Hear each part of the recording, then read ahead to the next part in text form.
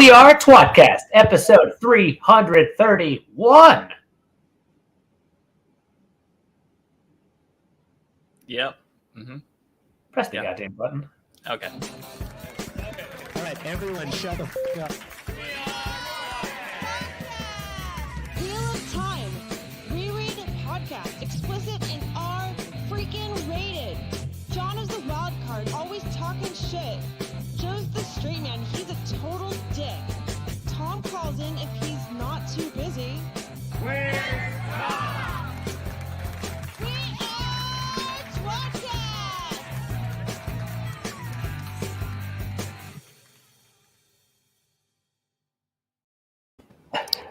Hi.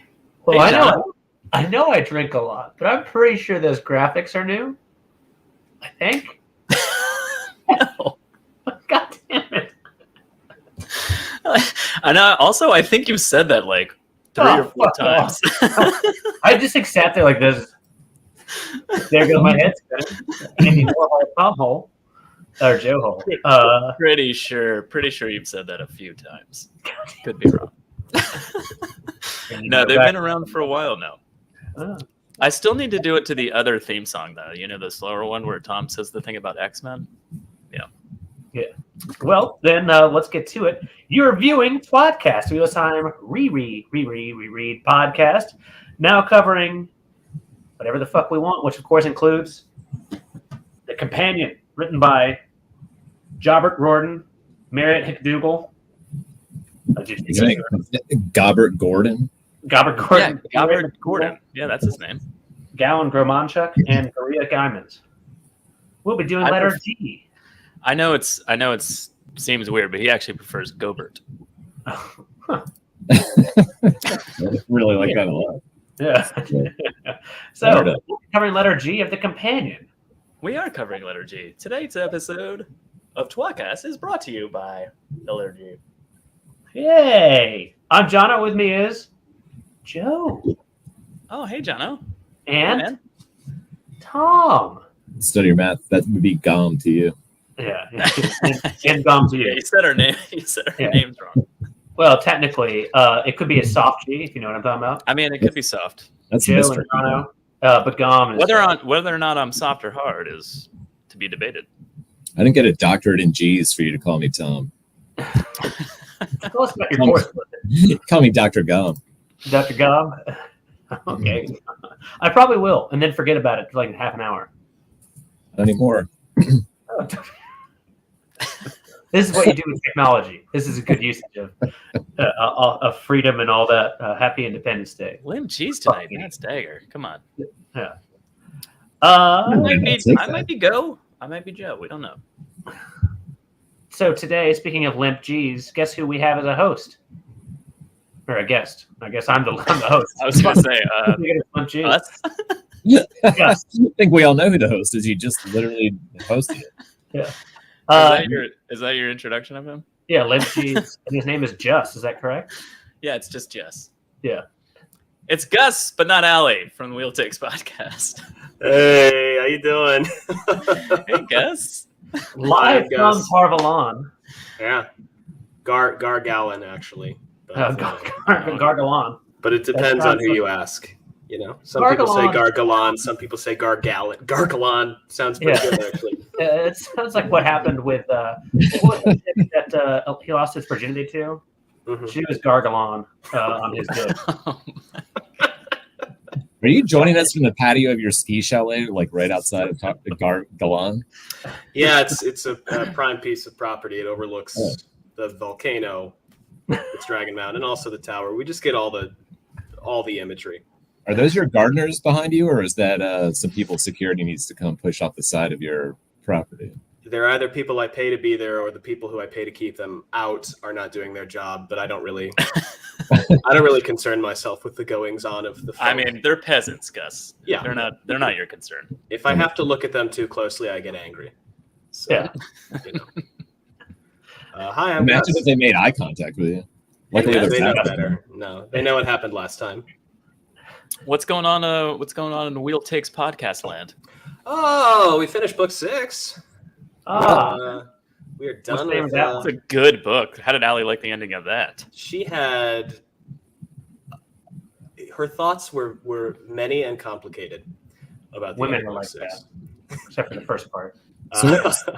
So we like 7-8 years away from being able to talk to Allie about these books. At least. I don't know. We're going to speed up.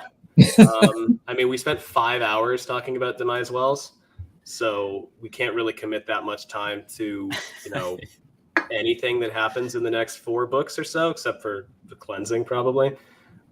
If I had to guess, I would say probably 2.5 to 3 years. Okay, that's not bad. Yeah, we're gonna speed up a lot. We'll probably still be alive. So Yeah, you probably, Tom, Yeah. probably. One of us will die of liver failure, but that's okay. And that's a coin flip Yeah. The between me other and two Tom. would be real excited. He's very healthy. Somebody out there has a board with our names on it, taking wagers. It's me. If you bet on Tom, it's not really a big win because Yeah, he's the it's odds favorite. paying out even at best. Odds are terrible. You Get make it your money to win a back. nickel. Yeah. One day in the far future, we'll have you and Allie on the podcast. We're gonna pencil that in for 2025. It's an ongoing thing. The Allie likes to say that when she has finished the book, she's going to go back and consume all of the content that she's missed. And Oh my God. if that happens, then we will have That's to wait another impressive. 10 years for her to catch up before she can. Is she come going to talk about retire? it. She might have to. I don't know how you would even She's do gonna lot of- stop working and just listen to podcasts and watch I YouTube guess. channels for like I mean, 3 years. she reads scripts for a living, so maybe if it's a bad script, she can just put on anything else and just skim. Speed reader. What is We'll see. content defined as? I guess we'll start with that. Like, right? Because I don't know if we'd call ourselves content necessarily. So she can skip 331 fucking episodes. No, this, Oh yeah, this, she can skip 300. Donna, this is content right now. Prime content. Every word out of your mouth is content. Yeah.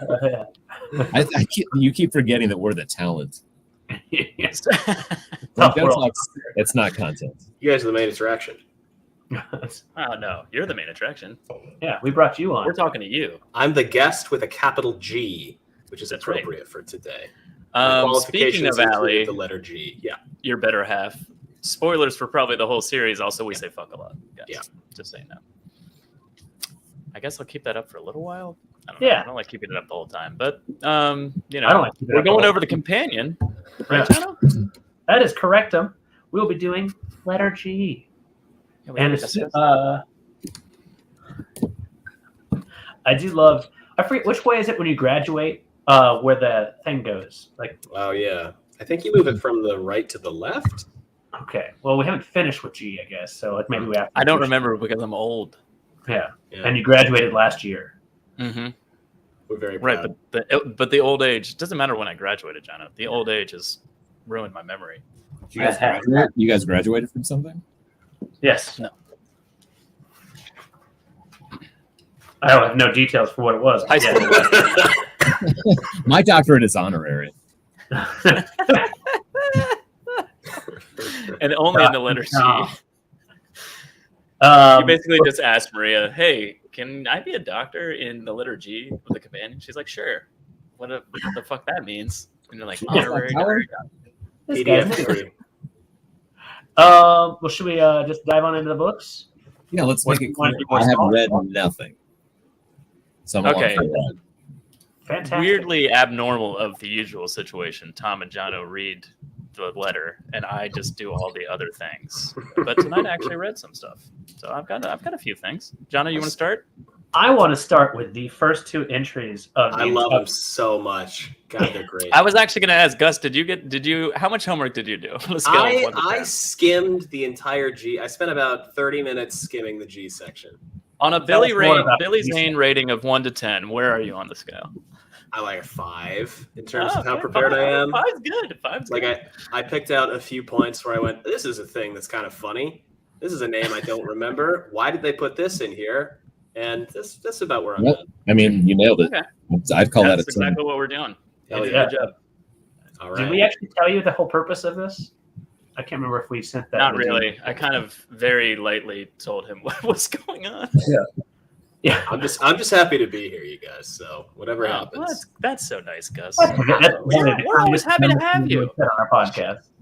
We're mainly looking for Gum and Gex jokes, and Our podcast has a lot of that. Yeah. That's, so you brought the right guy on. all right. Yeah. Good. We brought many Good. on. Yes. So the first two entries, Dr. Gom, since you didn't read, you feel free to grab your book now because they're going to be tough ones. What's Gabble. the One of parents' erroneous attempts at Gabriel when speaking of Raven. Number 2, Gable. Another of parents' erroneous attempts at Gabriel. It's literally The first two entries are literally entries of just shit that came out of Perrin's mouth that wasn't right. Just why are those in the book? Go back to blacksmithing. and I'm Slow pretty thinking sure. son of a bitch. I'm pretty sure it was in like after he overheard something in the Wolf Dream. So like in books like I guess 3 or something like that. Because that would be the time that would have happened when Lord Gabriel knows, or is like as a thing, before he just becomes Raven or something. But it's so funny that it's just like Gabriel, just wrong name. So those are my favorite 2 entries in the entire thing. He's I'm close. upset that you just said Raven In and the then entire thing. followed it with That's So. And didn't do it the other I mean, all right. So there's a lot of like bigger named G people, like Gawain and Galad and Galena. in Gerbil. But I feel like maybe we don't want to talk about them too much. I don't know. I love Gerbil. We can talk about Lord Gerbil. Is that right? Yeah, Lord that's Gerbil. one of his names. Yeah. Which one is this?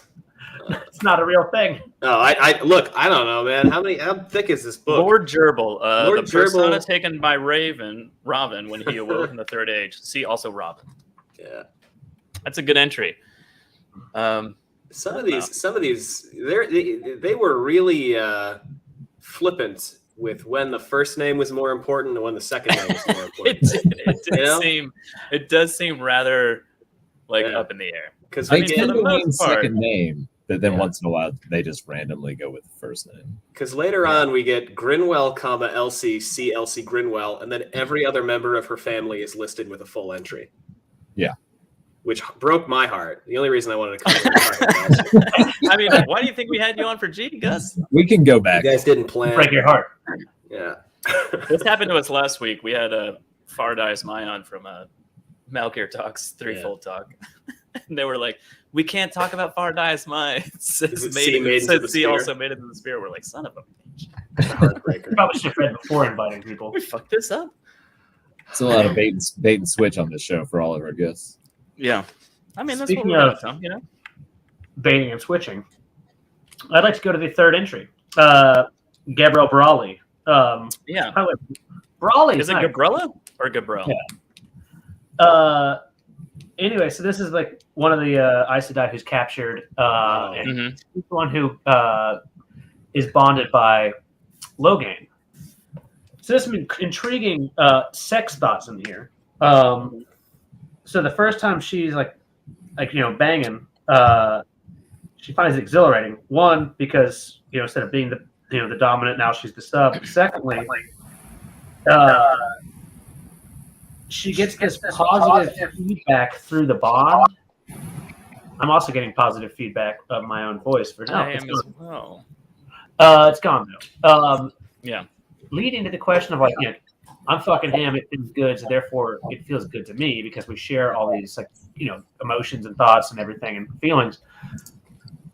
Do you think the amount of weird sex are not necessarily just this woman's she's not turned on right now. I'm gonna start jerking off. Now she is, right? There's a lot of things you can do with this. Gus really seems. Or you can go the happy solution of keep coming and coming and coming. You She sound found like making love with Logain exhilarating in 2 particular ways. The first was that because she has the power, if she had made love with a normal guy, she says she found it strangely thrilling Yeah. to feel helpless having sex with Logain. Not quite sure that's what we call it, but that's all right. The second was that the mask sometimes slipped and she could feel like the effects of positive feedback through the bond, which I love how they just say positive feedback, but like, you know. Yeah. I'm surprised that's... Yeah. Don't we get a bunch of that with Rand and Elaine when it's like in book 9 when they're hooking up and then every single person within 5 miles has some kind of feedback to it because he's bonded to everybody under the planet in some web. Yeah. Just Alana's over there just fucking just gushing over in the corner. Does it describe her bust? I don't think so. Technically, it describes Logain bust and how that's done.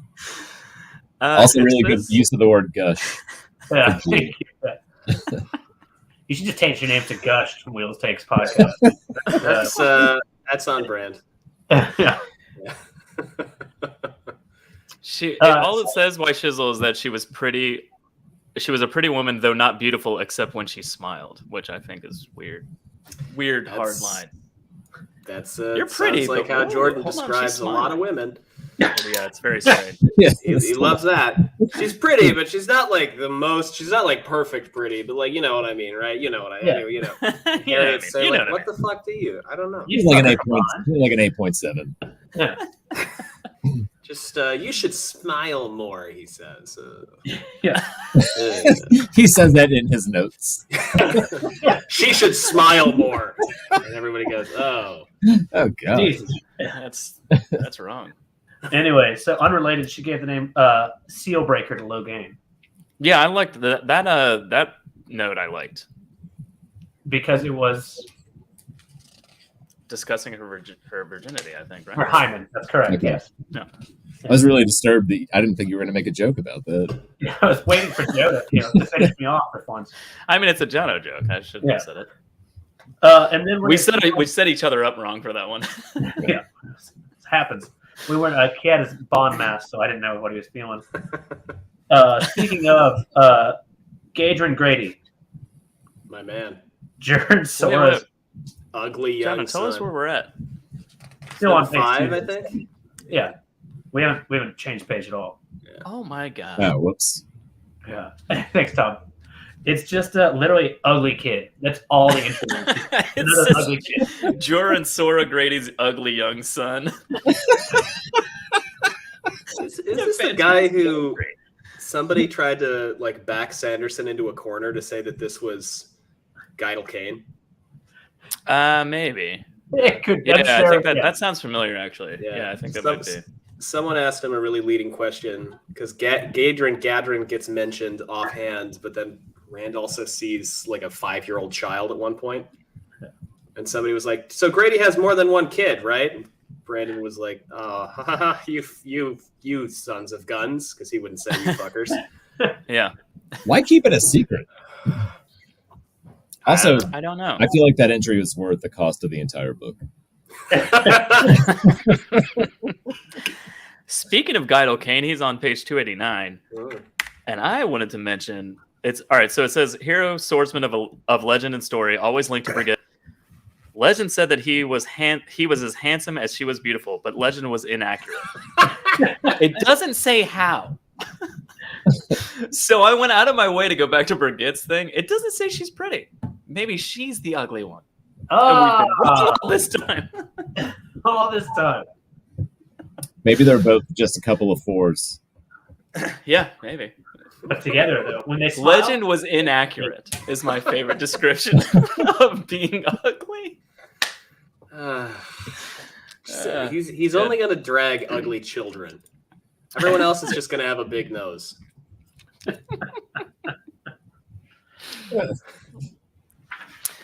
I love that Gus's video is just gazing fondly at Tom. This is what happens. I got my monitor up here. It's got the book on it, and I'm just that's Tom. You know, I was curious. It's fine. Hold on. And Tom is the sun coming through on your forehead. I meant Dr. Gum, of course. Yeah, Dr. Gum. What on my forehead? There's definitely something shining right on your forehead. That's that's the sun. It'll set in a minute. It'll go into my eyes first, but then it'll set. Just be blinding you. Yeah. You don't need to put sunscreen on, Dan. You good? What about I'm already so? burnt John, up. do you want to talk about Guy Shine at all, or Yeah, there was some interesting Just at the things in them, concept? actually. There was some like to me, like, I don't remember like if you had too many Guy Shannon, you just give them to someone else. yeah, because it's like dishonorable to have too many. Yeah. Like they're doing all the work for you, sort of thing, You're hogging them. or you're lazy, sort of like, and you shouldn't be. Like, you're not giving them enough work. You're a piece of shit. They can't meet their toe if they can't do the work. Well, find Right. more work for them to do. That's true. Build me a house.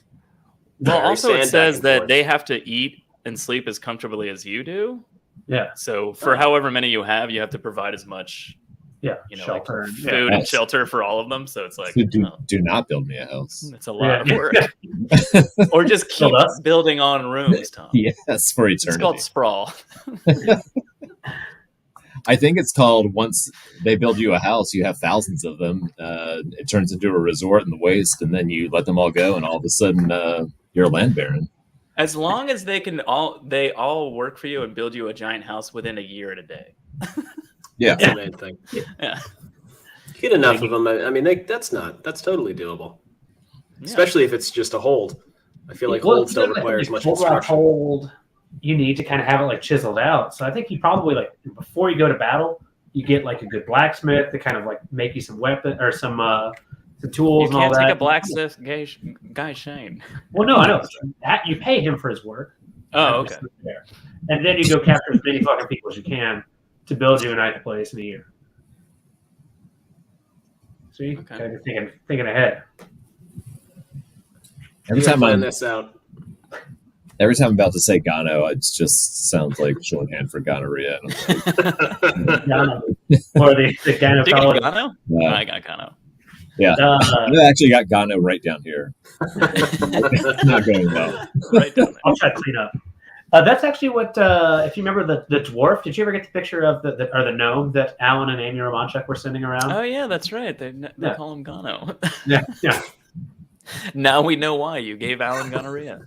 Yeah, Gus, do that- you have an edge? Do The you have an secret is out. What was the next one? I mean, we've got big ones. Well, we've got Galad, we've got Galena. I appreciate that the first innkeeper we get is explicitly called out as plump, so we know he's a good guy. Yeah. Gainor Furlan. Don't remember him.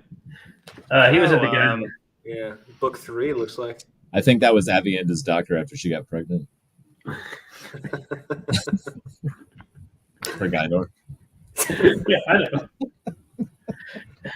I've forgotten that Galad. I forgot Galad flirted with Nynaeve at one point.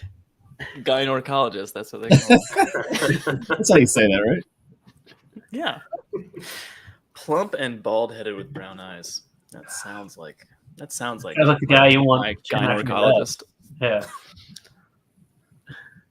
Sorry, Gus was saying something serious. No, hardly. I was saying I'd forgotten Galad flirts with Nynaeve at one point. They Oh gotta yeah, really yeah. point that out. Yeah. I do not remember that at all, but I'm sure it happened.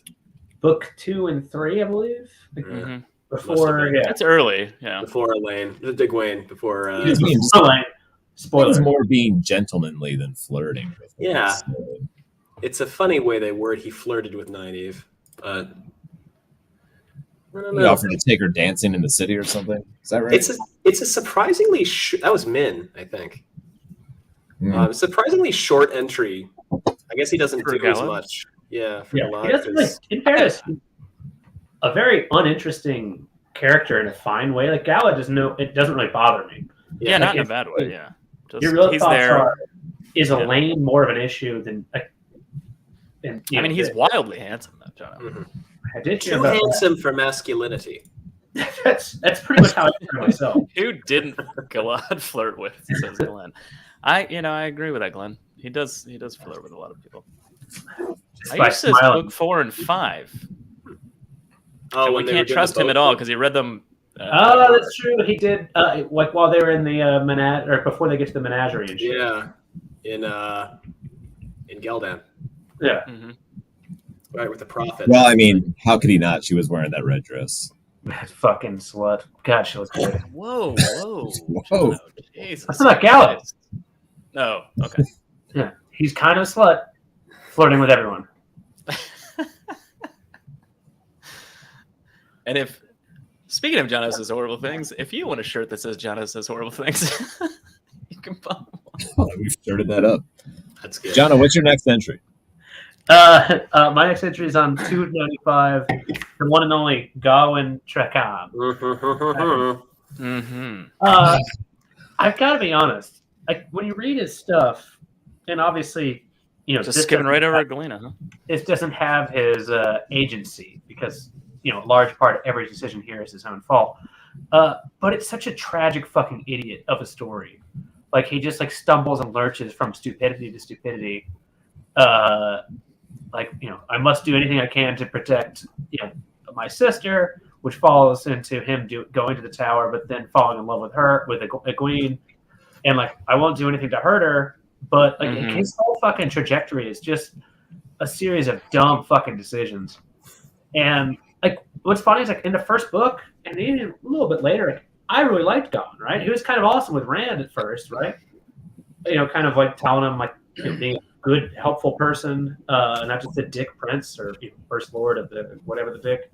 But then quickly goes downhill irrationally and poorly. And I don't know, does anyone actually like Gawain after book 4 or 5? I don't. I know like about 2 people who like Gawain. I don't like dislike. I don't like hate Gawain as much as everybody else. I don't know. I think I'm like lukewarm on like a reserve. Everyone else is just like fuck that guy. He's the worst. I'm like, he's all right. He's a 2. Allie, not a 0 or a 1. He dies so poorly. He goes to fight with. I was gonna say, you go first. When he goes to fight with superpowers and just gets slaughtered, and then 2 people go to fight after him without superpowers, and much Shizzle said I liked him after the fight with Damon. When he was dead, you mean? Yeah. No, not quite dead. Yeah. He lied dying in his own blood for a long time, long enough to see Galad and say, like, hey, Rand's your brother. I fucked up. What a weird Then he died. Yeah. Anyway, Gus. Allie spent the first 3.5 books going, this guy's great. He's funny. He's nice. He's Rand's like #1 friend, which is what Rand thinks until book 6. She's like, I love this guy. He's great. Big fan. And then he did all this shit in the tower, and she started yelling, never date comedians. I should have known. Never date funny people. So he has this. That was her villain origin story. That's the day that she decided she would never be wrong again. That makes a lot of sense. Grade A zealot for Gawain from Ayush. I think that's funny because the obvious zealot out of the 2 would be Galad. Yeah. But I agree. That's kind of a true statement. Yeah. Yeah. I mean, Galad changes opinions on things, right? Several times. And he reads the book. I don't hate Galad. Oh, this is Galad. He's 4.5 out of 10. All right. We've moved on to Gawain, Glenn. His conviction that Rand is the devil, despite everybody that he loves and trusts telling him that's not the case, is just exhausting. Yeah, that's the thing. Gets me. It makes I think a lot of it. He doesn't know otherwise, though. He does because people tell him. Because Egwene tells him. Well, you tells him. He told your mom, or hey, he didn't.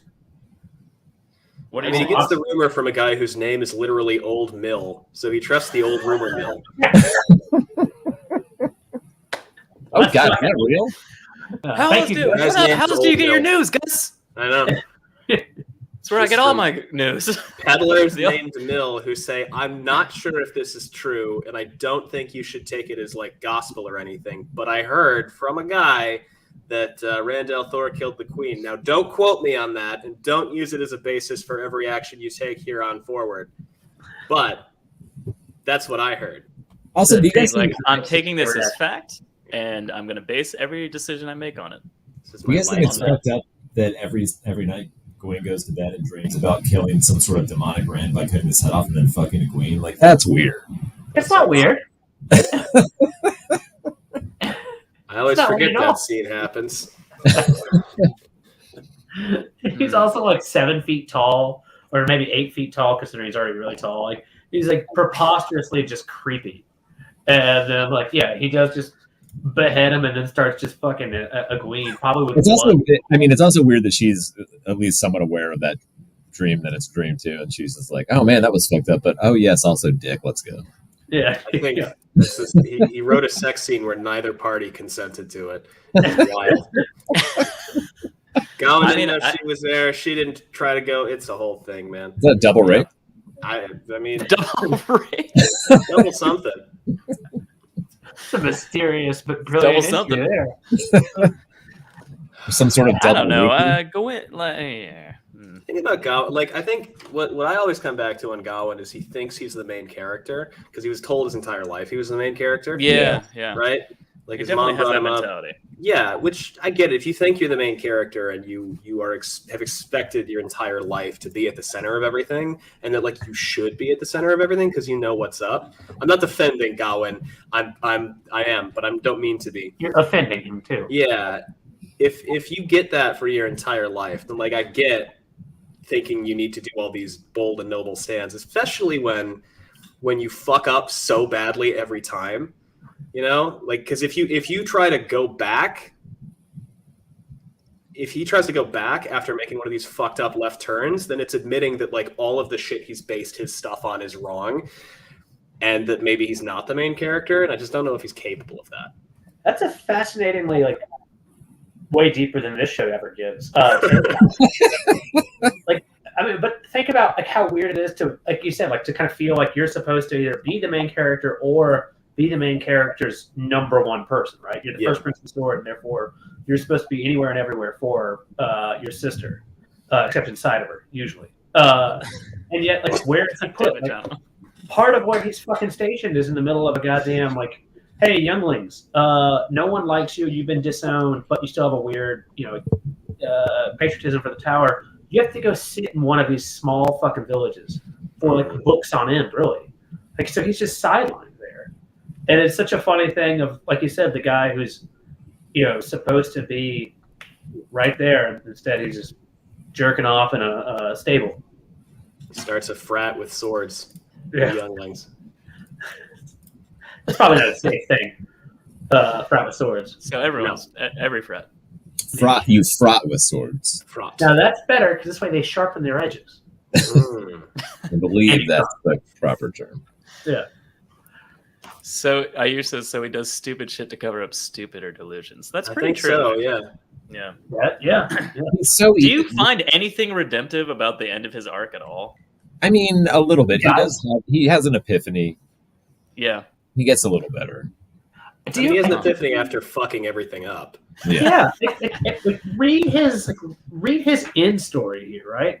Like, Egwene is not a perfect character either, right? But she has done more for humanity other than like literally 3 fucking people in this story. And like he refuses to follow her. And like you don't need to be subservient just because this woman is something, grander than you, right? We're all still supposedly human and on the same, wavelength. But he refuses to do anything she says for the longest fucking time. Like just won't fucking heal, even though he is telling, like being told, don't. He still keeps fucking doing it. No, his best redemption is fucking off and dying. But not even that. That's horrible. So he is bonded to one of the most important people involved in the last battle, and he just wanders off to die. And he endangers her life. The effect that his death will have on her. Yeah. Like that's awesome. True too. Yeah. So again, piece of shit all around. Thank you, Dr. Gum. No, I think there's a brief moment when like he speaks with his sister before going to like finally like be bonded with Egwene and save her ultimately from the Blood Knives and whatnot and what have you. But like I think he has that like brief moment of like, okay, you and Egwene have worked your shit out and you're bonded and like eventually married, but whatever, like kind of thing. Like that's sort of like that brief window of time where he's like, I'm just doing what I'm supposed to do and I'm your warder and like I'm doing it. And then 2 seconds later, that's when he's like, I'm gonna put these rings on and go start fucking around. For me, I think it goes back to I don't want to repeat myself, but I mean, when you're told keep X person safe no matter what, by action, it's going to be really hard to do it by passivity. Yeah, say that again. when you're being told your entire life you have to keep X person safe no matter what by taking action, it's going to be really hard to then say, actually, what you have to do is fucking nothing. Sit the fuck down. Yeah, I was actually making a joke, but you didn't want to repeat yourself. But no, you're right, right? Like, to a certain extent, like his whole point was to always throw your body in front of anything coming out of lane except for cock. And now your goal for Egwene is to safeguard her, but not get yourself killed because she'll also go insane and do something stupid. So yeah, that's a very, very phallic point, as they say. What do you think about Glenn's point here? Do we think that was RJ's intent or all Brando Sando? It's Branzo Sando, by the way. Yeah, it's a good point. We'll start there. Brando Gando? Yeah, it's Gando. Yeah. Anyway, I don't know. I think the blood knives thing was clearly Brandon Sanderson invention. We read that email, right? Last week? Oh, yeah, that's right. Wait, no, did we read it out loud? Yeah, either way, yes. The answer is yes. Alan confirmed that was a Sanderson thing. Yeah. So it's a Sanderson. The blood knives thing is a Sanderson thing. But that doesn't really affect it. But did he use that as a device to go into like where Robert Jordan wanted him to be? Yeah. I thought Jordan's notes said Gawain dies, Egwene survives and has his kid. I think I read that once. Well, guess what? No. Yeah. It didn't happen, obviously. I mean, you may be right, though. I mean, maybe she saw like a weird viewing of her own, a weird dream that she got wrong. She had slept on her hand funny and, kind of, like you wake up and like it's kind of like gone numb and ends up, all your dreams are fucked up. Yeah, and then you just put one of those rings on. Yeah. You're good to go. Blood rings. Shit. I got some jokes about blood rings later when you guys have a drink.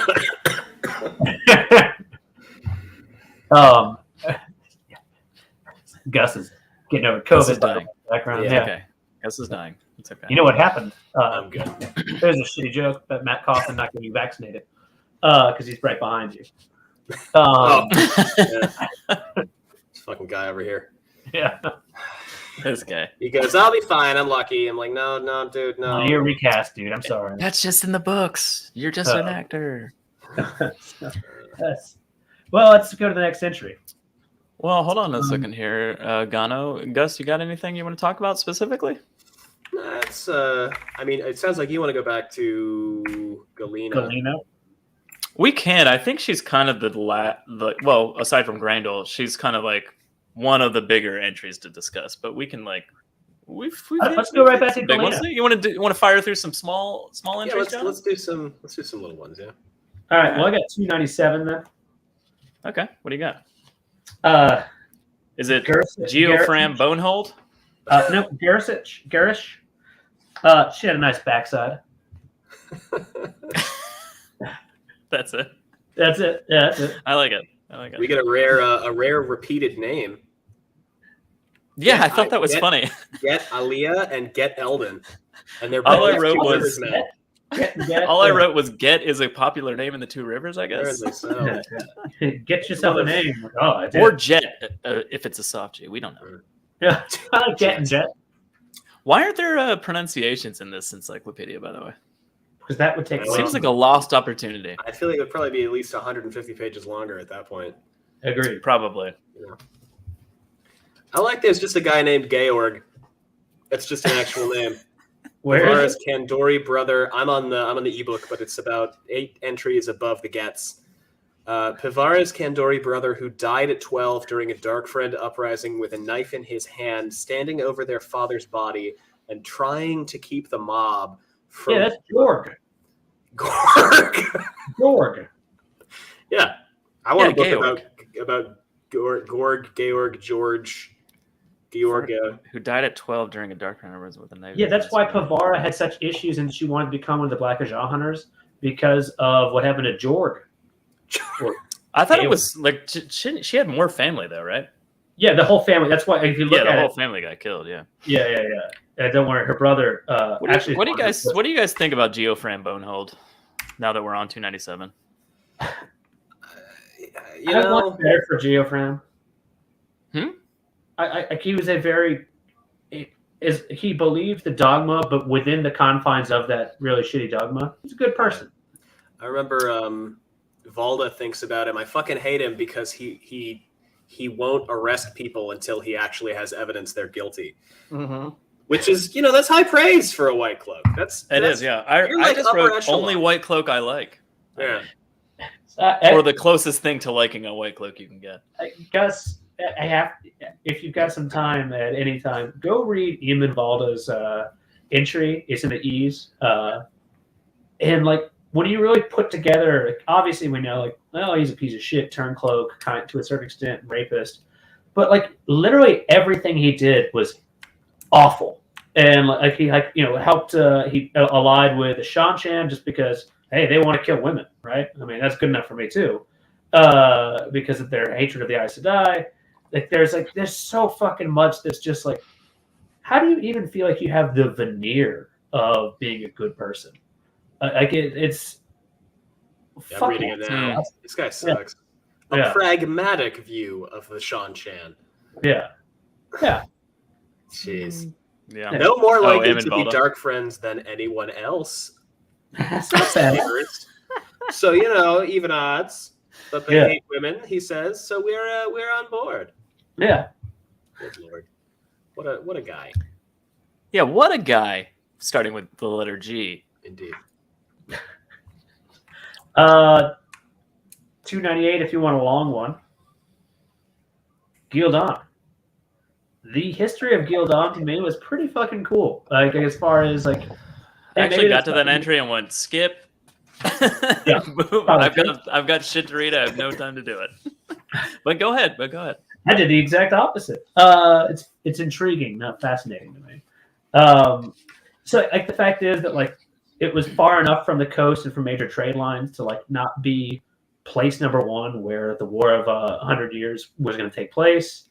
It was founded late enough during those wars that like most of the big claimants had died. Like it's got this weird check and balance because multiple families kind of came together to like create the kingdom. It's a weird kind of, we don't really see shit for it that's not already fucked up. But previous to the events of the books, it seems like it was probably one of the better places as far as just, you're not going to be attacked, murdered, and whatever the fuck in there. It's like Andor light, not quite as important, but also very safe until the prophet comes in Logan, and then it's straight shit. Yeah. Okay. It's we hear so much about it before we get there, too. I mean, it's one. They're like, "There's war in Gildan, however you want." Gildan. That's a Michael Kramer thing right there. I think. Gildan.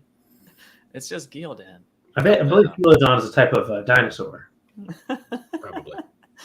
I mean, could have been K rating. I don't remember who's that. Gila monster. Both of them. It's one of the ones they keep changing. It's Gildan. They change it a lot. Gildan. That and Moggy. Olmog. Oh, Olmog? Olmogs. We should talk about Olmog and Jono, just for fun. Just move entries around. This one's on page 299. I mean, that's what we always call it. I don't remember from the books this Legion of the Wall, which provided a bodyguard for the ruler and border guards. It numbered between 2,000 and 2,500 men. Yeah, it's big. That's cool. That's a cool name. It's a cool, probably a reference to Song of Ice and Fire, if I had to guess, but. No, Garrett's Wall or whatever the fuck it is. That's between. That's on the northeast. There's actually an entry about the wall. There is. Where is it? Yeah. Yeah. Do you want me to do the map? Yeah, sure. Oh. There. It's right there. Yeah, I like to point to indistinct things behind me and shit. Say like, "Well, there's proof, dickhead." Arganda, right? I remember this guy. Yeah. Gerard Arganda. Or Gerard Arganda, first captain of the Legion of the Wall. Man, I forgot almost everything about Gildan in the back half of the books just because I forgot everything about Perrin's plotline in the back half of the books. You're not alone. Yeah. You'll get to them eventually, and when you do, we can discuss them with Allie. It'll be good. She's going to have a great time. She's going to go like, so when is something going to... What? It's really fun, actually, because she keeps on... She makes predictions for what's going to happen, and she bases it off of like, well, we have this many books left. So if we think about how pacing works... That's a smart way of doing it. if we think about how pacing works, stuff is going to have to happen here, here, here, and here. So these plot lines are going to go like, no, you enjoy book 10 then. Yeah, you're way off. You can't think about this like it's a normal pacing series. Yeah.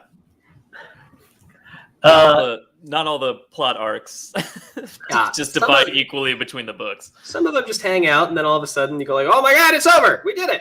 We killed Mishima! Holy shit!" Yeah, that's done. We did it. Look at that! Check. All right. And an apple. Moving on. Yeah. Now that Tom's back, I've got one for Tom. Oh, I can't wait.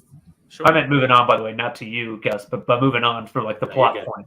Because you look confused for a second, like I just cut you off like the dickhead I am. No, I'm squinting because my eyes are going, and I'm trying to read the text. Oh, okay. And also the sun's in his eyes. And the sun is directly in my eyes now. Well, don't look into it. Jono, you're ginger. Gus, look into the sun. Whoa. You can look into the sun anytime you want as long as it's not during an eclipse. Yeah, everyone knows that. Why is that one dude? Like literally everyone. Yeah. Stare right at it. Page 304. Gregor. Okay. Almond Bunt's brother-in-law who vanished. All that could be found was a twisted, leafless tree that smelled of sulfur. What? I do enjoy that. Yeah. It sounds like a Spinal Tap version of like spontaneous combustion for Almond Bunt's family. Man, Almond Bunt's family really got just destroyed, right? Yeah. How is he not? It's still not the most interesting entry for the Bunt family.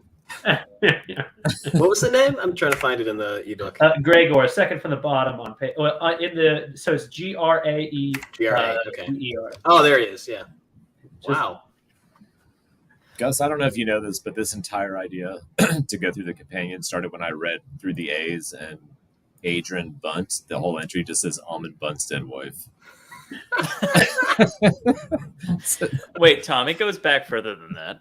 Every time we do a book, Jono wants us to do the glossary, and we've said no every single time. Yeah. And then I read that, and I was like, I can't believe I'm suggesting this, but I think we should do it. I mean, we learn a lot from the companion and from the from the glossaries you get who killed Asmodean. So yeah, is that speaking of? Let's talk about. Let's do it. 304. Your Rainbow. That's a comment question. Also, I want you to know that for Tom's epitaph in the next few years, it's just going to say Almond Bunt's dead wife. I am going to put that on my tombstone. It's going to be That's a good epitaph. confusing. Yeah, I like it. But anyway, you wanted to go to Grundle? Yeah, Grundle. Yeah. What did I say? Said speaking of, I guess. I don't know. I mean, Randall has a lot of interesting things in her entry. I bet that's true. Yeah. She often had many things in her. I mean, she has a lot of interesting things in her entry, Jono. That's In all her I'm saying. entry. Yeah, in multiple entries. What are you talking about? Her pussy ass and probably. Oh my god! I thought you were talking about the point. I had no idea that's what you meant. Yeah, I tried to help us all out here. I don't know if I ever would have picked up on that. Oh man, it's a good thing you spelled it out for us. Yeah, subtle. Yeah, I don't. Oh, what do you guys want to talk about, Grendel? I think the Jane Farstrider bit is interesting. Yeah, it's very confirming for a lot of theories that were kind of propagated early on. Mm-hmm. That there was an old man in the midst of it that I think Samuel saw while traveling and closed.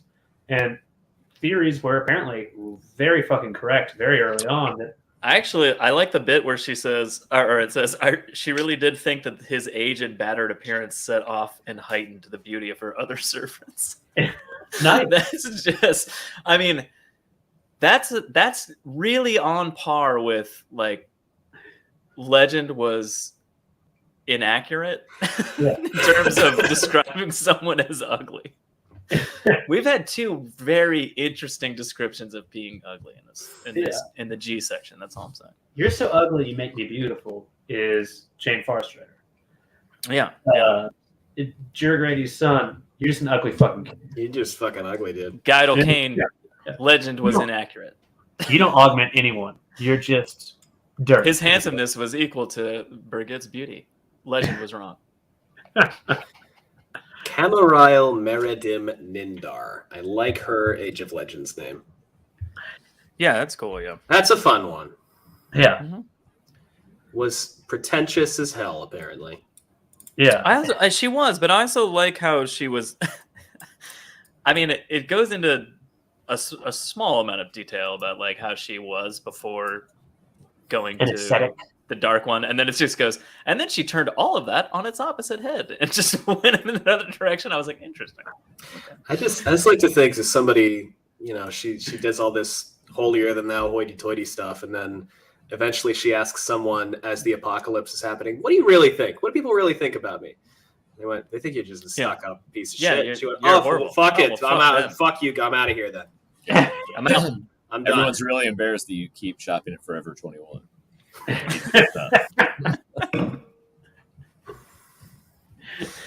Well, then fuck it. I'm out of here. Fuck all of you. I've always appreciated the brilliance that is her supposedly being a blunt club with every use of compulsion, when in reality she's probably the best user of it ever, and has been so subtle at manipulating things, not just through compulsion but also through actions and all that. It mentions that specifically. Yeah, I think that's a really cool facet of her character.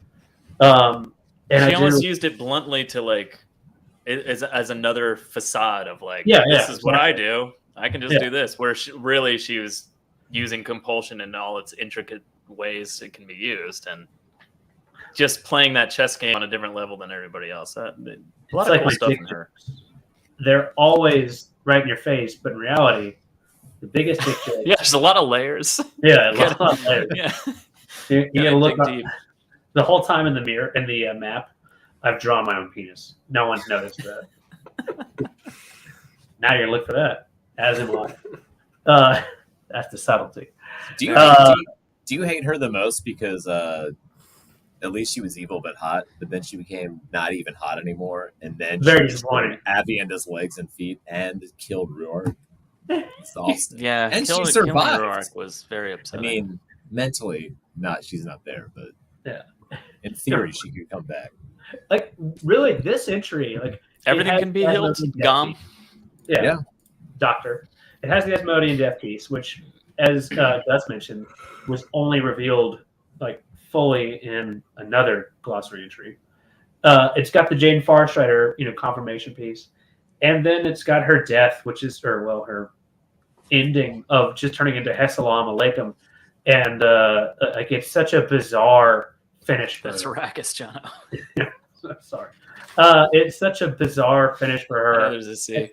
And then getting the comeuppance of her own compulsion. Was she the only survivor? Did old Mog survive? Moggs gets collared. Yeah. Yeah. So two survivors. The Asmodean part. Encountering Asmodean, she acted and killed him. She concealed this fact in large part to let the others wonder. I kind of love that, actually. I do too. It feels so like, by the way, fuck you guys. I would have loved for it to come out in the actual story, but like just that idea of her doing something that's so her and yet never really finding a moment to put it into the proper text actually makes a lot of sense. In that sense of like how subtle she is and how she works behind the scenes. I like that a lot. Did I tell you guys Allie figured that out? Real? Oh. Yeah. What were her clues? That's awesome. She said Asmodean recognized the killer, so it must be a Forsaken. He shivers right before he opens the door, which is an indicator that a woman is channeling. Oh. So it's either Messana, Semirhage, or Grendel. Semirhage would do a lot of painful stuff, so that doesn't make sense. And I don't know enough about Messana, so I'm going to guess Grendel. And then in book 6, we get POV from Damondred, Messana, and Semirhage, who all think to themselves, I don't know where Asmodean is. So she goes, well, they wouldn't lie in their own heads, so it's not them. So by process of elimination, the only one left is Grendel, and Grendel is cagey whenever Asmodean comes up. So it's probably Grendel. Now, I went, Wow. I So don't know. So when Jordan said all the clues were right there on the Rob page, fucking no. Apparently they were. Obviously, you haven't confirmed this for her. No, Right? I've not. I will never confirm that for her until she That's learns that's it. amazing. until she reads the glossary. She's got to go back and read this content. And listen, listen to the show. Gotta pull up Glossary this start thing. with G. Oh, we got to do them all. Thank you, Overseers. I got nothing else going on tonight. We got to do them all. Everyone, get all your books. I'll be right back. They're right there. It's not far. So before we get off Grendel, Yeah. other than Rand, is she tied with Moraine for killing the most Forsaken? Yeah, she kills or causes the death of two. Tied with right? Moraine? Is that what you said? Yeah, she killed Moraine Asmodean. She basically killed Halima, right? Yeah. Moraine's killed 2. Is that right? Moraine only killed Balal 2. and Lanfear. Yeah, Bilal, and Yeah. I guess you could count Lanfear. Oh, I mean, Lanfear yeah. definitely died. She forced It a wasn't- reset on Lanfear. She forced Yeah, a yeah. respawn. So maybe Grendel's killed the second most if we don't count Lanfear. Yeah, I don't Who's think up you there? can count Lanfear in that. That's It's hilarious. that's a gray area. It's Rand, then Grendel. Yeah. It's close. I'm kind of I'm rereading, thinking like, did she cause any other deaths? She being Grendel, because I mean, she really obviously She almost- killed. Rand killed Samael, but Mhm. she pretty much made Samael go berserker for Rand. Well, Like- nobody killed Samuel. He was a That's true. good Yeah, brother. true. And Grendel also almost killed herself. So let me Basically read killed Glenn's herself. comment here. I still hate that it was her that killed Asmo. She did not fit with what RJ claimed about the killer, namely, quote unquote, intuitively obvious. And then Well, I he don't know. follows up with to the most casual observer. But I would say, based on Gus's comments about Allie, then obvious that I think you're wrong. Well, we're not casual observers then. Is the problem. Allie had the benefit of having to spend you about going- an hour. No, I didn't. I have to keep a very good poker face whenever she's thinking about stuff. But she had about an hour to think about it, and then she talked through it on a podcast. So she had a Mhm. lot more time than people who would just be like, "Oh my god, next book." So Yeah, fair enough. Okay. Yeah. But I mean, I think it's if you want to go Allie is that not direction, casual. she's not. That's true. Allie's not casual. Yeah, fair enough. I do think there's still a frustration that will forever be there for me, is that the way it's revealed, like Glenn said, and like everyone has said, like it's not immediately.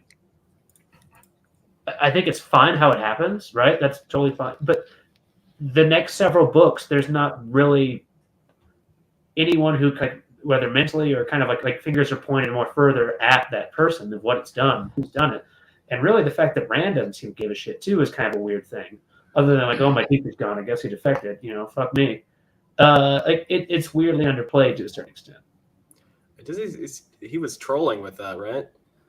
I feel like it seems like he was. He said something like, I didn't want it to be a mystery, but you guys care so much that to have fun. Yeah, Right. you know what's funny about that? Like, so when I read through it, I was always on the page of like, well, they'll tell me eventually, and I wasn't really very concerned by it. I guess I was like, oh, interesting, a mystery killer. But then I was like, oh, okay, well, this will play out, and there'll be clues along the way. And Yeah, I I wasn't never really got- like ripping into the text to find the clues. So like as it played out, I was just like, that's weird that we haven't been brought back around to this moment. And that kind of goes back to what you were saying, Gus, about like Rand not really caring. Like it just no one really cared in the series, so I sort of didn't either. And so like as it continued on, I was like, why do people care about who killed Asmodean so much? I mean, like it's a mystery, but it's gonna happen. That It being should said, be more the way it was concerned. told in the glossary was kind of bullshit. But like Yeah. I was expecting it to just come around naturally, kind of thing. So It I was should never be more like very concerned. into the who did it, let me find the clues kind of thing. One of the 13 most like just evil, infamous people of all time drops off the face of the planet, and Rand thinks he's got tabs on him. And Rand's response is, "Well, that's unfortunate. I don't know what I'm going to do without my partner." Like that's it. Like that should be a little more eyebrow-raising event for him. But He had a lot on his mind. MJ Daniel says, "What would her motive be for killing him?" To my understanding, her motive is she was prepared to blame certain things on him in the future, and that's why she left it a mystery. Like, so that's why she covered it up, so to speak, or killed him in private, because she was gonna like do things forthwith, like after his murder, that would be like, I'm gonna blame this on Asmodean and get away with it for a while because no one knows who did it. Maybe But she whether doesn't that like came to horror music. fruition or not, It hurts Fourth Rand Fifth. too. yeah. Dr. Dom? Rand loses teacher. I was going Yeah, to say maybe that's she true. doesn't like emo music. She might have killed every member of Death Cab for Cutie right after that, That's in outtakes. using a portal stone to get on another Yeah. dimension. She had March of Death stuck in her head for. well, and Gus, to your 4,000 point, years. like she was one of the 3,000. people or one of the Forsaken that was like against keeping Rand alive, even though the Demandred situation of like the Lord of Chaos thing like let him live, kind of like that mandate came down. She was like one of the one Forsaken that was like, nah, thanks, I don't believe in that, and if I can figure out a way to do it, I'm gonna do it, kind of thing, to kill Rand. They actively But maybe that was her. fired against each other anyway. And So you know, easier this- to kill Rand if he doesn't have a teacher, you know what I mean? that too. But the teacher is not nearly as strong as he used to be. So he's like, of no use to the Dark One, of anyone, and just, you know what, fuck it. You've got the opportunity. You haven't been said, no, don't kill this guy. Why not? Okay. I mean, there's a lot you could think of in hindsight. She could have used compulsion to have him try to kill Rand or anything, but like just the setting of the book at that time probably makes the most sense. Do you guys think we missed an opportunity to pretend like all four of us knew and thought this mystery was obvious and really just drive people in chat insane? We did. You don't remember episode I mean, 8? I called this years ago. You guys Go do, back right? and listen to tWoTcast episodes 1 through 89. There were, like, the theories were all out there about, like, where the balefire was and, like, the only people around here and the two servants and shit. But they're still, just because they're a theory doesn't mean they're correct until you read a glossary. And I think that's the problem, is you have to read a glossary for confirmation. Yeah. Look at Glenn's latest comment. Now I can't stop thinking about Asmodean and Ragnarok. Like, Asmo going missing is kind of like the Hulk going missing after Ultron. World War Asmodean. He's just on Planet Hulk, hanging out With Jeff Goldblum. hanging out with a game master. What? Well, yeah, that would be fun. He's just hanging out with Jeff Goldblum, spelled with a G. of Asmodean course. would be Jeff Goldblum. Wait, is that good casting or is that bad? That's great casting. I'd watch it. I could listen to Jeff Goldblum try to play a harp. Like, now you see you pluck the strings here? Yeah? Yes, here. I mean, all the sarcastic comments he throws Rand's way, Jeff Goldblum would just dominate doing. Yeah. All right, next one. And obviously, at any point, we can go back to Galena. Because we skipped over her for some reason. We'll get there. We'll rock the Casbah eventually. Is that the worst? Is that the worst? Hey, I joke? want to go back to page 294. And I know you're on ebook, Gus. It's Say the Gaul. name. I'll find it. I want to talk about Gaul. My guy. Mainly just because me and Tom love Gaul for like an inexplicable reason. Oh, I love no. Gaul is my Everybody favorite. loves I Gaul. I don't think you need to Does explain. everyone love Gaul? Yeah. Like the way we do, though, Tom? Handsome in a rugged way. He's about 6'7" and weighed 240 pounds. He's a tank of a man. God That's damn. that's a huge dude. It's a big motherfucker. This would be a stone dog. Yeah. I just love this guy. I don't really have any specific thing I want to talk to him about. Talk No, about that's on him. all Like we need. other than just like we kind of just jokingly call him Snake Eyes, like of the Wheel of Time. He's amazing. He just keeps it like every time like, hey, you're gonna be. This is the mission, and you need to go on it, and you're gonna probably die. He's like, all right, let's go. And you're like, fuck, goddamn. And then he just kicks ass, and you're like, Jesus Christ, you're amazing. I mean, he's a top character. He's just such a I hate to say it this way, he's just such a bro. He is. He's just like, what do we need? Yeah? Bro, let's go. All right. Bro, Gall's a Like, bro, well, bro. Are you sure you want to do that? He's like, well, you want to do it, right? So Yeah, good enough. let's go. Then let's do it. go. Oh, we're going in the world of dreams? Okay. Let's go. All right. Last here we battle's go. happening. Everyone else is fighting in the real world. I'll go with you. Let's go. He's a ride or die kind of buddy. Yeah, he's good to go. We just got to the part in book 7. He's literally in the wolf pack. He's got to the part in book 7 where he Just call Gall. tries to commiserate with Perrin about his relationship problems with Bane and Chiad, and Perrin's just like, I have no fucking idea what to tell you. I don't know. Figure it out. I can't help you, which is always fun. I'm fairly certain I love Gall in a much different way than y'all. I don't know what that means. I did that rhyme on purpose? Probably not. Much better in y'all? Oh, that's a good question. It was in haiku format. Yeah. Go and Dr. Jom, I believe that person is doubting your ability to want to suck Gall's dick, which you want to suck his dick too. Well, of course. Well, unless that's the way that they love Gall. Like, we think he's a badass, but they think he's some sort of sexual being. I think that's But what he's you're- both, though. I think Like, key. that was one of the biggest, like, things that I was on the edge of my seat for during the entire final book was like, man, is Gall going to die? I fucking Yeah. hope I was unhappy about it. And also, Gall really elevates Perrin's game, like, throughout the series. Like, without Robin, his sidekick the whole time, like, Yeah. I don't know if Perrin stands I quite as appreciate- well alone.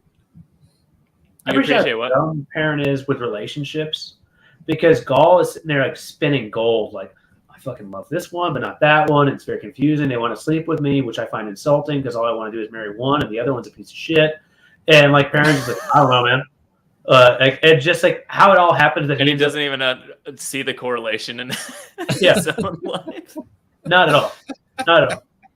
And then he eventually takes them both Gashem. And Gall Doesn't- knows why. I gotta say, Bane and Chaya just being nurses during the last battle really also irritated the fuck out of me. Oh, yeah, that was annoying. they deserve better. Also, I you mean, would no, think no, that- no offense to everybody at the hospital, like helping everybody out, but like, come on. Yeah, but I mean, you don't want them to be relegated, so to speak, to that role. That being said, maybe they were just held back there to keep them alive. Yeah, I Just was be gonna say safe. I was happy they were there when I was around. Like, well, it's or they had sexy nurse outfit on. unlikely the hospital's gonna. Oh, do you think so? Yeah. It was a Halloween costume early. Wait, they went to one of the Halloween pop-up stores the same way that Barely did a pop-up hospital. Like, Yeah, it was Spirit Halloween. That's the only nurse costumes we have. Just put them on. Yeah. Can't we just wear regular clothes? No one will know you're a nurse. Yeah. Sorry about your tits falling out. Very unfortunate. Not the only thing of parents he helps elevate, or so Twitter of Time says. It's his penis. Yeah, which why Shizzle says, I think tWoTcast After Dark covered that. And I'm What? pretty sure we did. Wasn't there a very amazing fanfic of Gall and Perrin I don't that you know. read out loud and then stripped naked to? I'm pretty sure you did. That's I think it's Stone amazing Wolf, that- right? That's what they call that. Why do Oh, I know really? that? Don't worry about it. Is that the one I took my shirt off for? Yeah. I feel like I've seen you. I mean, I with your don't shirt know. off a lot 50 Shades of times. Twat. It was one of those. Yeah. I think we're due for another deep dive on fanfic porn for Wheel of Time to Sure. really do some. Hey, serious we've got a charity. It's coming. It's for fanfic writers. Charity of Time Might call them. event coming up. Let's just find some really good fanfic. We'll read it on the show. Act it out physically. Did you actually say fanfic Sanderson? Is that what you said? I could have sworn Tom said fanfic Sanderson. Like, That's you a find good a fanfic. You want a fanfic that has the most parts humanly possible, so we can cast a large amount of people to all come on and do a live reading of just horribly written pornography. So like a gangbang. I guess we would gangbang that script. Okay. I don't know. I don't know if that's how you would put it, but Gus, do you think Allie wants to read over that script first for us? Or is that going to have spoilers? What is Well, I bet she'd read it. I'll prove It's it. hard to answer Go ahead and without read having it. the script, Jono. Yeah, Yeah. I'll skim it for spoilers if you want critical feedback. what if Yeah. what if she read it and then greenlighted it for a major studio production? I mean, look, it might be an intellectual property conflict, but I'm not going to say it's out of the 50 Shades question. of twat is a thing. Yeah. You know, I don't know what Red Eagle's going to say is okay. Like, they might be totally on board with that. Probably will be. Yeah.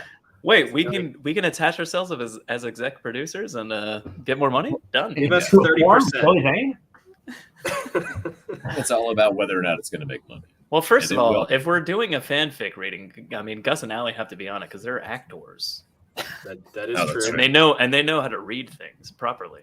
I do know how to read. I did learn that one in school. Yeah, good Great. job. So thank you. Yeah. Oh, very Even though we Pronounced do read. audiobooks. Shit. Do we have a few more that we want to get out before? We're almost bumping into I got one. No, those we got plenty stupid of time. puppets.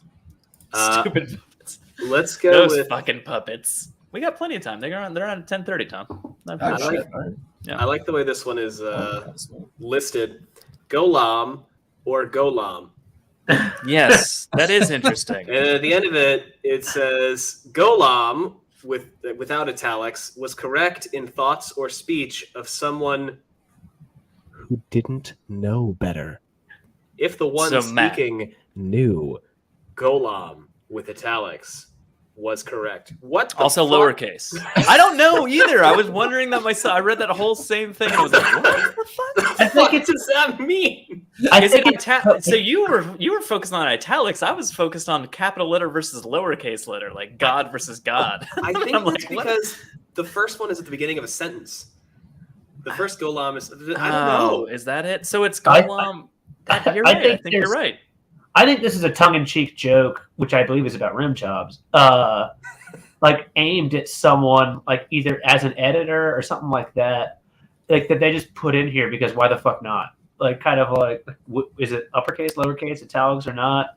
And it's like, well, you should fucking know. Like kind of like that's my. I feel like every letter we do of this companion, we should have Alan and Maria just backstage the entire time, listening to our conversation, not necessarily involved, and then just pull them in for parts like this. Like, are you guys fucking with each other right now? Because I feel like you're fucking with each Congrats, you other. get to sit here for 2 hours and listen to us. Yeah, just Yeah, just we asked- hang out in the back. You're we not asked them that ahead of important. time. However, Ask them ahead of time, bring them in for some sort of video daily double for stuff like this. All right, Maria's in for had that. I read it before tonight, I would have absolutely done that. That's a good idea. But that's my. I mean, last week we texted Alan and Maria in the middle of the show, and we got a response, Tom. So, like, All right. you know, if we want to, we could bother them with From it. one or both. Maria answered. So Alan the next morning. The next morning. Why do we even have this guy around? Good question. He said, What's "Quote, he- I put my What's phone he on." Get rid of contributing Alan. to this process? Yeah. Get rid of. Page 306. Uh-huh. The Grand Emergence. I wanted to say, 306. what the fuck is this? Well, based on most Aes Sedai ceremony, I'm assuming that their breasts are out for it. I'm just going to Yeah, go yeah. off of Most it here. likely, most likely. That's what the emergence refers to, because Yeah.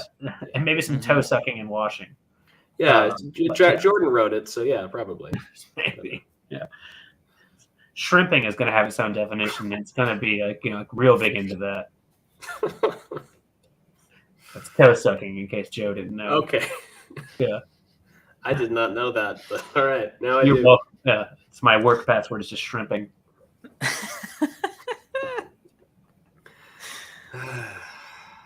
So yeah, the Grand Emergence is apparently the most secret ceremony of the Redajah, whereupon they walk with their breasts out and maybe their toes cleaned, hopefully. And it's a plan for seizing the White Tower should it become necessary. You would Yeah, think but not all of them knew about it, which is Yeah. interesting. it's shrouded in doublespeak and masked words, like anything that the Redajah says. It's practiced ever since the White Ajah was founded, but never been done. White Tower was founded. Oh, White Ajah. Every Red Sister who sorry. knew what it was felt certain that the other Ajas had something similar. In fact, at least some of them did. So that's interesting. So basically, like the Grand Emergence is the Red Ajas, like, coup. yeah, their plan for a Coup coup. practice. It's Yeah. their January 6th plan. Coup practice tonight at 7. I can't make it. Yeah. Yeah. Also, the Grand Emergence seems like a weird name for that, but I'm a big fan of irony and whatnot, so why not? But it just seems.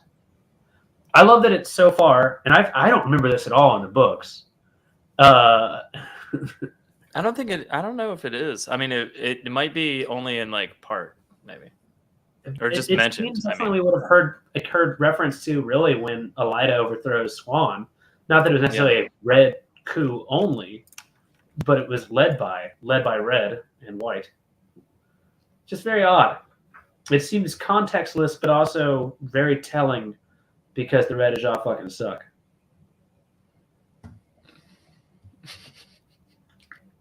Next. I like how we touched on Golem, by the way, but really didn't discuss it in any way other than the pronunciation or like that last bit. I just want to say I just Control F'd Grand Emergence in the complete Wheel of Time ebook. Yeah. It is not in there at all. Yeah, I was going to say, I don't think I've ever heard that. Yeah. It is not mentioned in the books. By the way, Gus, weird side note of what we're doing here is just taking note of things that aren't in the series as a whole. So I guess we just inadvertently did that. Good job, Jono. Grand Emergence. Yeah. Huh? Also, I like that we tell you at 9:50 an hour. That's when we tell them, Jono. You're welcome. Yeah. The Great Blight. I don't think I remember the fact that the Great Blight is not itself mirrored in the World of Dreams. Yeah. That and so it's not part of the normal universe, as was also true of Steading or Lands of the Elf and the Elfin. It was not reflected in and could not be entered from Tel'aran'rhiod, which is an interesting thing because itself moves, right? Like the border for the Blight, they say, and maybe that's not necessarily fully correct, but that it moves north and south during certain parts, and only at the end of like book one really does it move backwards. I have a lot to say about that point. What about when Perrin is fighting Slayer, and they're just hopping back and forth? They're going in and out of the Tel'aran'rhiod. He's flickering in and out of Tel'aran'rhiod so fast he's a wolf and a man at the same time when he fucking kills Slayer. Well, don't forget, they're in the Blight. There's a difference between the Great Blight and the Blasted Lands. Ah, interesting. At least on my map, and we'll look to see if the Blasted Lands has the same thing. There's a difference between the Blight and the Blasted Lands? By definition, because there's two different spots. I always felt like the Blight was kind of the furthering south of what will eventually become the Blasted Lands, right? It's kind of where humanity meets whatever the fuck. But Blasted Lands, a wasteland surrounding Shayol Ghul beyond the Blight. Beyond so the Blasted Lands are there, but Lands that sounds like we should text Maria. So they're in the valley of like Thakandar though, like when that happened, when he kills Slayer. So that's like right up next to Shayol Ghul. So what is the Great Blight then? Just like around the mountain and that's it? Like that seems rather constrictive. Or maybe we should reanalyze like Perrin killing Slayer and be like, oh well, maybe he wasn't there and it was happening somewhere else. We could probably check that. But, I mean, it's a great series of questions. Interesting. Yeah, that's a weird hang up. Hello. I'm gone. Yeah, I'm dead. I'm gone. I gotta go and think about this for a few hours. I'll be right back. I'm gonna look up Slayer's thing. I was kidding. I'm not actually. But, that's interesting. There's so many greats. Great Pattern, Great Purge, Great Rift, Great Serpent, Great Stump, Great Tree versus Great The thing is, Great Blight, it says a stretch of territory north of the Borderlands. Yeah. Characterized by the evil influence of the Dark One, which you would think would apply to the Blasted Lands. Do you think the not entered or it could not be entered through Tel'aran'rhiod thing is maybe like a note of how powerful Perrin was at that point in Tel'aran'rhiod? Like he was breaking rules, maybe? I mean, it's a stretch, but it's all I've. Yeah. It also says it wasn't reflected in. Yeah. It was not reflected Oh, in yeah, and could you're not right. be entered. Yeah, so it so shouldn't it could- exist it's- until Iron Man. Yeah, at it's all. not even What like if- it's not even something you could break the rules on. But what if you enter in a regular, I jump from Faldera to Faldera, and then I Yeah, but he run. definitely didn't though. Like Slayer fled into Thakandar like from like the Tel'aran'rhiod. Like they were racing through. Yeah. Like they were fighting each other and racing through Tel'aran'rhiod, and that's when he like fled into the real world and was like in the battle. And then that's when like Perrin was like, "I'm a wolf and a man," kind of simultaneously. Huh. That's interesting. Yeah. There's nothing more riveting. We in this found a problem. Yeah, there's nothing more riveting in this podcast than I'm writing an email to Alan and No, I don't just- do that. Don't let's- do that. Well, we'll circle back. Let's talk about Galena and maybe like wrap it up because I think we're getting kind of nearer end time here, right? Yeah, probably it's 10-ish. Yeah, it's getting there. It's getting close to 10. Yeah, let's. all right, do we want to go to Galena? And I got one other one, which Sure. I think is going to be useful for Tom when he gets back. Well, then save it and let's talk about Galena. What do you guys want to talk about? Galena is the worst, and also I love everything that happened to her. To the end. She is, in fact, the worst, and she does have a perfectly, like, hey, you've been a shit character for everyone for so many years. Enjoy your Yeah. fate. She has kind of like the most satisfying ending for a villain, like ever. Yeah. Not ever, but like of the villains within this book, you're like, bravo. Yeah. She does. I love suffer. where she ends up. Yeah. Yeah, we get. She puts a lot of people through other suffering, and then we go, no, you're going to suffer. Mm-hmm. Yeah, but she gets like so much on-screen suffering that I actually feel like satiated sort of by it. Like Well, at as least you're opposed the to only like one. Yeah. other people that are like, oh god damn it. You know who wasn't satiated? Arian Borolios. Not that we know of. Yeah. Wait, are you talking about the Aes Sedai that Galena was obsessed with? Who was that? Arian. Arian Borolios. All I know about Galena is that she was a real lickspittle and a fawning crawler, That sounds like a very confident, like just a nice thing to describe a woman. She's a real lickspittle, Does it Yeah. say that? Yeah. Hilarious. It's in reference to the wise ones that she was like under. That would She have was been- sycophantic and cringing towards Savannah and the other wise ones, a real lickspittle and fawning crawler. It was not play acting. She was terrified of their punishments. Do you think she licks I their like skin? it. Yeah. Did you guys listen definitely. to? Did you hear there's a snippet from Jordan's notes that the Queers of Time podcast pulled about Galena? Oh, okay. Did you guys hear that? Because I feel like it's right up your alley. I mean, let's me hear too. it. Don't know it, but go ahead. I did not have the whole thing memorized, and I don't have it in front of me. It's a paraphrase. The long and the short of it is, per RJ's notes, and I'm going to use as much exact verbiage as I can. And the words top and bottom are directly from RJ's notes. Galena is a top. She is infatuated with Arian. There's some wise one who is infatuated with her, but also hates her. And then Jordan said, though she is a top, Galena is destined to be taught to bottom quite thoroughly by this woman. And you got to go listen to it because I can't do it justice because I don't remember all of it. But I mean, I think you nailed the higher points, I think. Yeah. So, it's a shame we don't get that in here. Are these specific notes on a pedestal in like the Jordan library and like? Yeah, there's like, just down? one. Tom. There's like one spotlight that comes down. It's just one that note one card. note. Actually, it's weird because it's like a note card and it just says This seems like the arc of the top Covenant destined notes to from, be a Robert bottom. Jordan. This lick spittle Fawning But- crawler. Yeah, I think would have been a Wait, nice wait. handful, except for her sharpness for men, which made her skin crawl. Yeah, Galena will be Oh later. God, no! No, I mean I doubt we'll get Galena in the show. I agree with these sentiments. I already feel like they're combining Landrin and Elida a little bit. That would surprise me. I think I don't Leandra's know gonna about be that. most of the big bad black Hodges, but I don't think Elida. It's possible, but I don't think so. I don't think Elida would be combined with a Black Asha person. Galena and Leandrin, I think you're right because there's a or maybe validity- Leandrin and the sitter, the white, Alviar.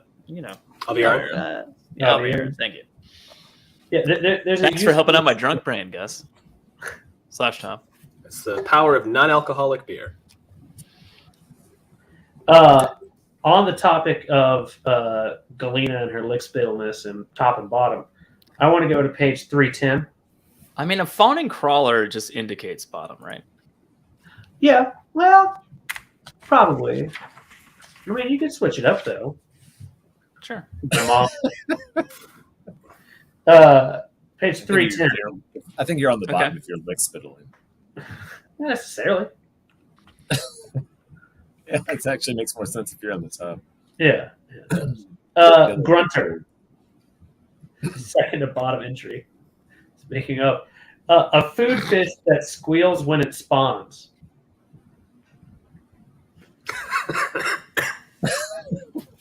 I don't know what that means. I don't. So a food fish that squeals when it spawns, like I've got like sex jokes. I've also got questions of like, are you underwater listening to? How do they know? That's what I was. That was my question. How do they know?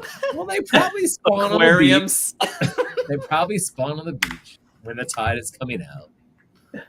RJ thought it was very important that we know that. I mean, Swan calls everyone a grunter. Grunter. And this adds so much more flavor to it. I can't wait to reread the book. Look at that. Tom's just that food fish Squealed when it squealing when he spawns. Just Grunters are on the bottom. How many more people would be offended when Swan calls them a grunter if they had grown up in Tyr? yeah. A lot. They just don't know. Yeah, we just don't know. You never know. Oh no, not that fun. Good God. Unless you want to keep making grunter jokes. I mean, there's other things to talk about, but we're good. I think we're good. Well, do a rapid fire. Yeah, nothing big. Rapid fire all the little ones you get. I love that we start with the two parents fuck up and then parents second fuck up, and then we end with Gildan and Gildin. Gildan is not a real Aes Sedai. Gildin is a fake name. Charles Gaibon, my guy. Also, I always hated Charles Gaibon. Oh, by the way, never mind. That's not this isn't a rapid fire one. I can't do that.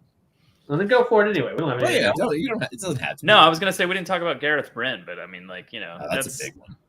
It's huge. It's huge. Yeah. There's a 296. There's a guy named Gellin. I weirdly loved it because it's basically just like a Matt joke as his entry.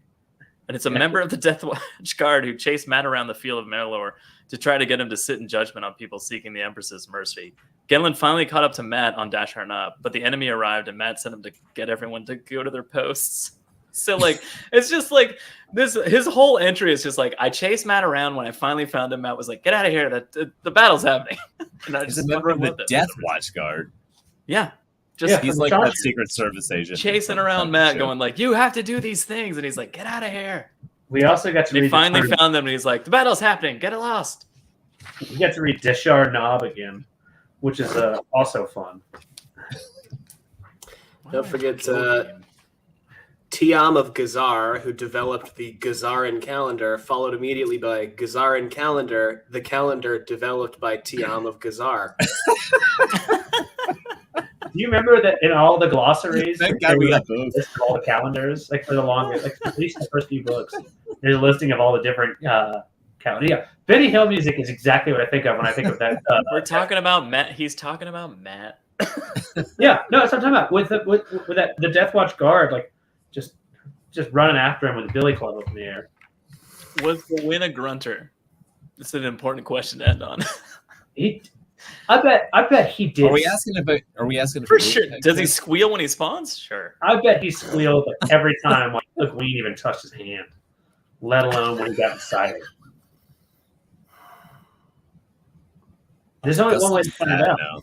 Yeah. Did Egwene let him into her entry?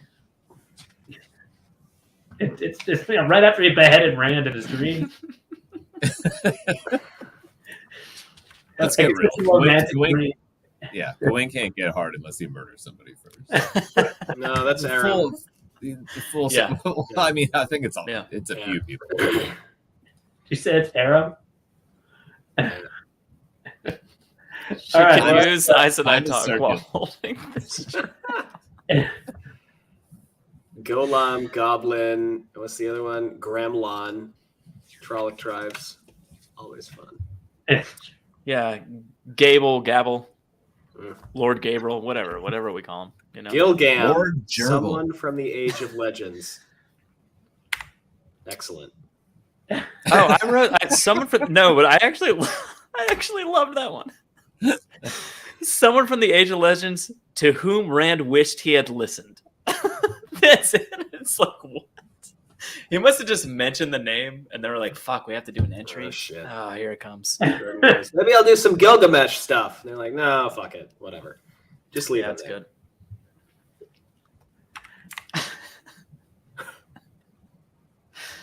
Jono, that's tWoTcast for this week, I think. I was just waiting to make it really uncomfortable for you. I've been holding Okay. against it the Yeah, because you entire did time. it. You did That's it. tWoTcast this week.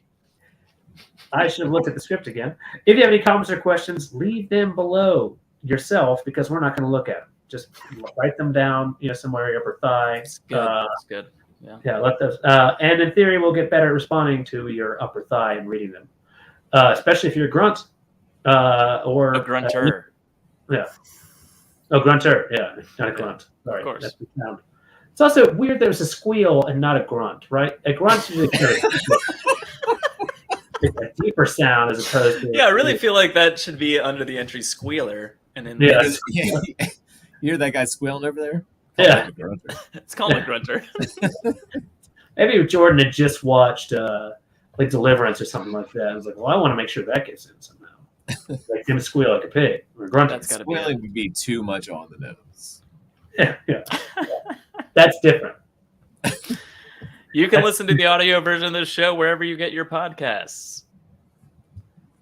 tWoTcast theme song brought to you by the one, the only, the multiple Taffy Bennington, Taffy Tennington, Affy Innington, Baffy Bennington, Kathy Kennington, and of course, Laffy Lennington.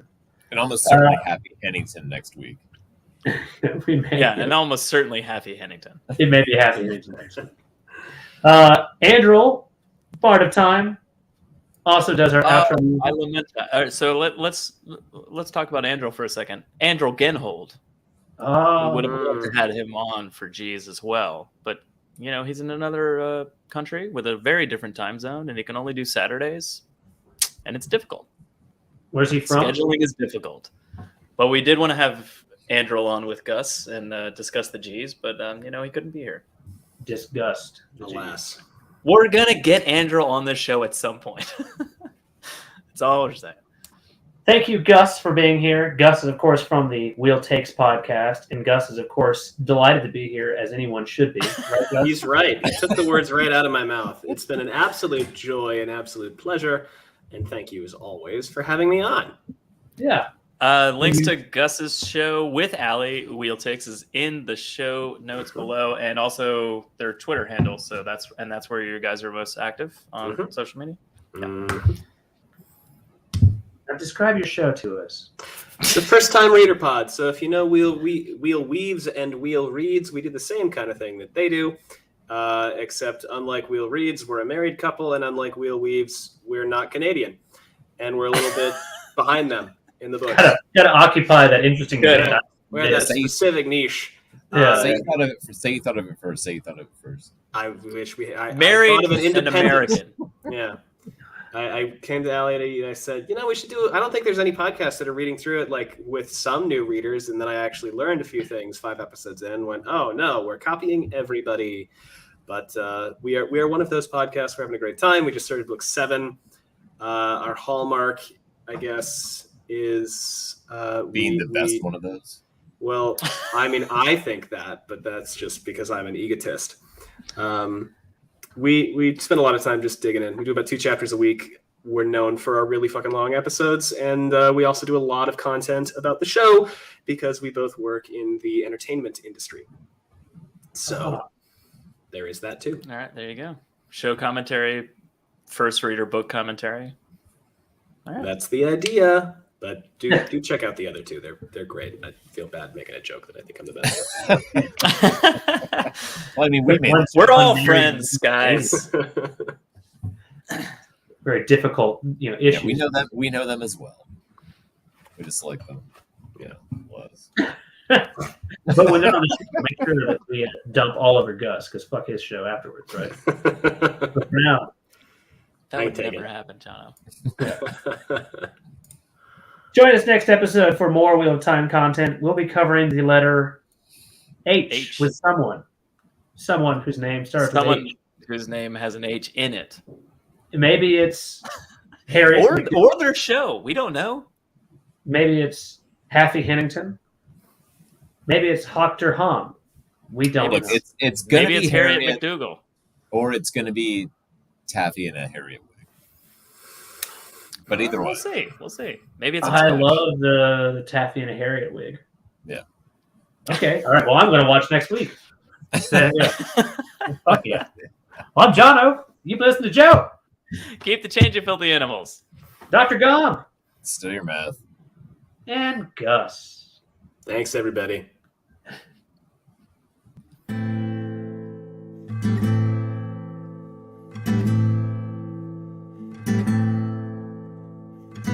Among the first to start, the tWoTcast was so smart to lovingly bash our favorite books.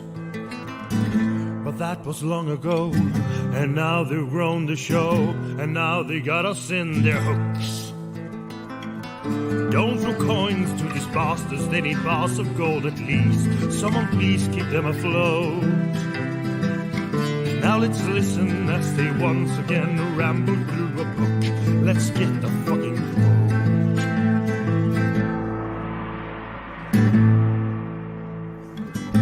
One of them is Tom, but he is barely on. Sometimes he calls into the show. Another one is Jono. Is he their joker? Oh no. And Joe, is he the stupid one? Welcome to the tWoTcast. We will share our love for books and all our hate in every episode. We'll entertain you, make you laugh so hard you barely can stand up. That is the tWoTcast code.